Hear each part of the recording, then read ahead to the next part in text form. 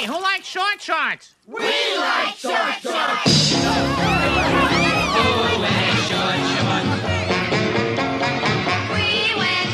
shorts.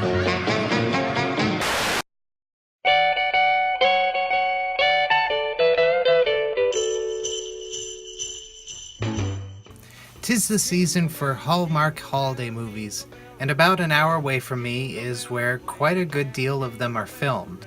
There you will find the quaint villages of New Minas and Wolfville, nestled in the heart of what was once New France, off a bay that, according to First Nations legends, was where the world began. Wolfville itself would best resemble the Shire, were it not for a Lovecraftian small university that was built around, and that I attended for 4 years. This small town quality, however, makes it perfect for filming the kind of fluffy, hokey, and overly pleasant fare that you will find produced by the good people at Hallmark. While it does look picturesque on camera, as a former resident, I can tell you, that town has some dark secrets. Like anywhere, there are murky pasts, missing people, and dead who should not be dead. And whenever I see it gussied up for television, often in the form of New England Pleasantville, I can't help but imagine what truly dark secrets lay off screen. Away from the plucky, early 30s, responsible pillar of the town who just moved back and met her old flame, the muscle man mayor, and the bookstore she inherited is in the red. But a Christmas miracle will inevitably save it, while her widowed father will let himself love again. Type of heroine.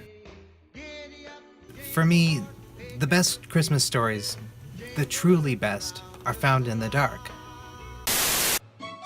Talkies, Christmas trees, this amateur brutal. Well, you know what? It's growing on me. It's like having a rotting corpse in your house, but the corpse of a tree, you know?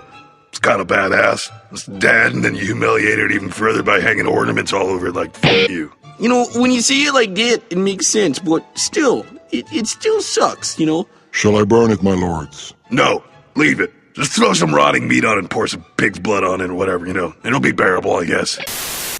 At its functional core, Christmas is a winter solstice celebration.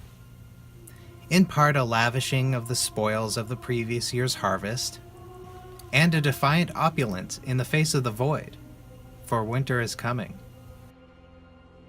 It is an act of faith that the fundamental forces won't allow winter to go on forever, that life will return, that is older in countless forms than recorded history. It is the light in the vast, vast dark, and truly good Christmas stories bury themselves in that dark, knowing it will only make the light all the brighter.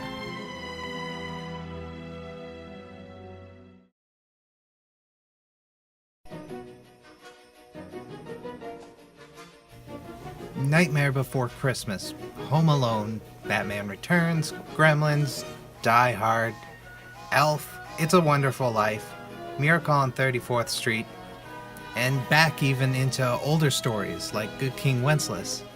The most memorable and culturally impacting Christmas stories lived in darkness.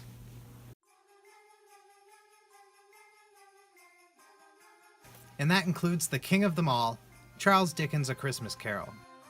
The tale of a miserly curmudgeon who gets thrown through time by elemental spirits until he learns to stop being such a turd. Dickens wrote the story over 6 weeks in 1843, at a time when the pageantry of Christmas was just coming back in style, as a means to fend off his publisher and make a quick buck, and was allegedly seen scribbling in fits and frenzies according to his sister-in-law. The end result was concentrated Dickensian, distilled down to the primary themes of the author. In a sense, depicted as Tiny Tim, a child of spirit, light, and boundless hope in the face of death.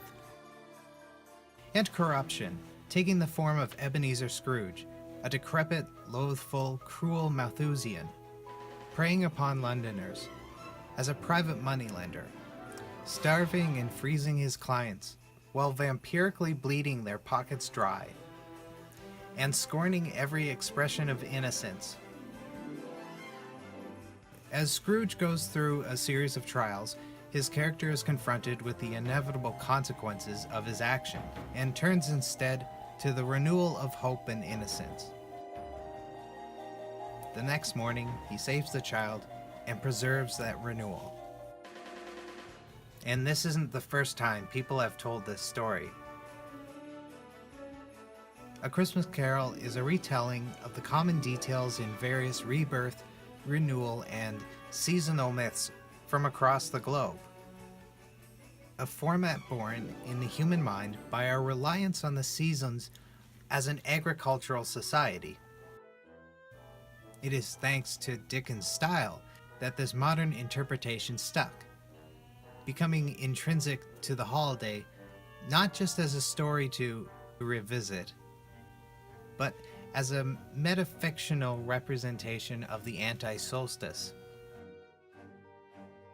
In consumer culture, often portrayed as the greedy villain to Santa Claus's heroic generosity, overcome by morning thanks to the neighborhood retailer chain store, or as a semi-grumpy co-host of a 24-hour telethon for decades, which I grew up with every year in Halifax, Nova Scotia.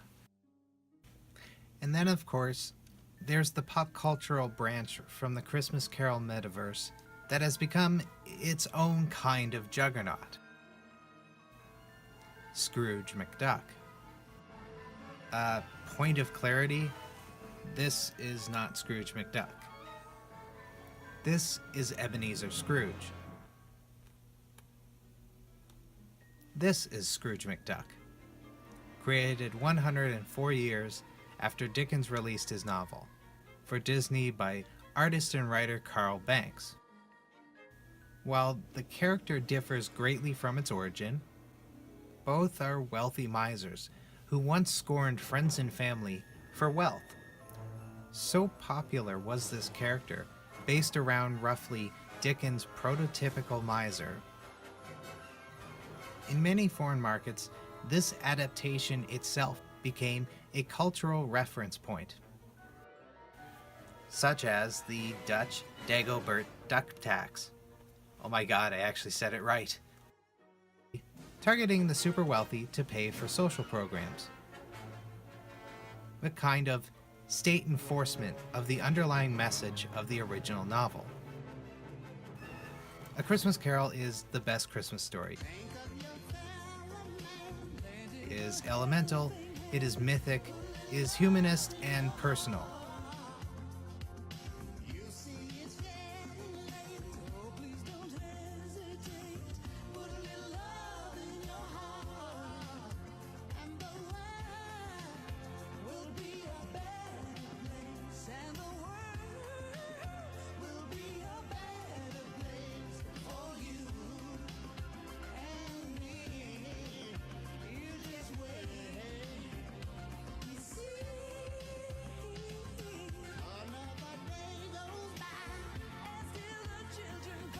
Ernest Saves Christmas is a close second.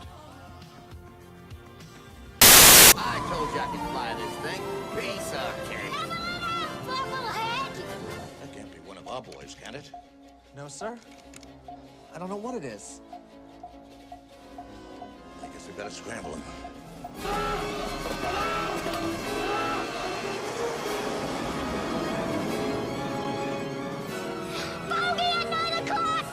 Uh-oh! Hardball! Target entering red zone, sir. If they enter Cape Canaveral airspace, terminate with extreme prejudice. My family tried to trick me into celebrating Christmas. You know, we are meditating. Oh, sorry. That's all right. I was only about to achieve enlightenment, but who'd want that? Who likes short shorts? I like short shorts. Those guys are way off.